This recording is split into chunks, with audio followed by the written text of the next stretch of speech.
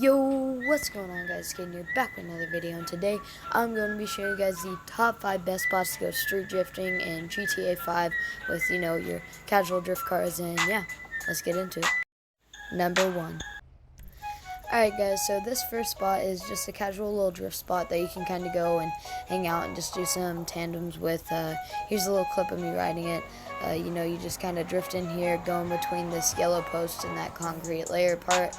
You can just kind of free roam it, do whatever, but this is my favorite line to do, and you just drift around, go around here. This is on a number 5 spot on the list because there isn't too much to do, it's just this one line, but it is a pretty good spot to go and drift, and I do enjoy it a lot. And yeah, so that's that. Number 2.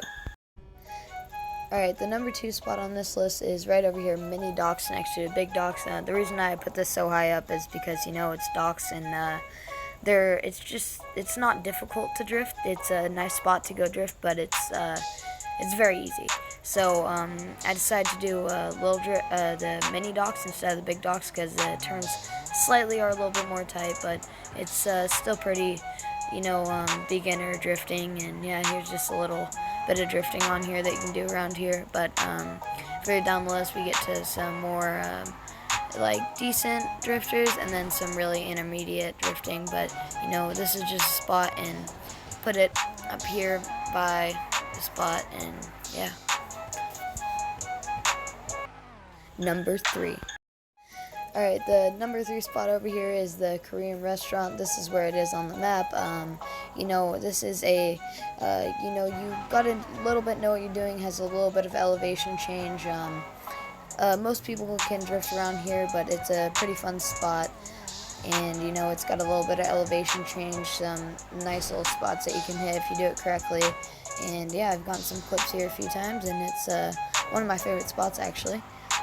But still on the easier side of drifting actually, so yeah. Number 4. Alright, this one is the most difficult spot on this list. This is very, very pro class drifters. I could barely even do this spot. Here it is on the map, and how it goes is you kind of drift, and you want your back end to swerve over the edge while you cross that van. And it's pretty sketchy because most of the time you'll slip up, and that will happen right there. And yeah, it's pretty expensive. You want to know what you're doing, otherwise you lose a lot of money. Number 5. Alright, the reason why this one is on the number 5, here it is on the map, is because it is one of the best for all range drifters. There's some spots that are quite difficult. There's jump drift, there's elevation change. You can quite do everything here, That helicopter isn't always there, I just flew it down there.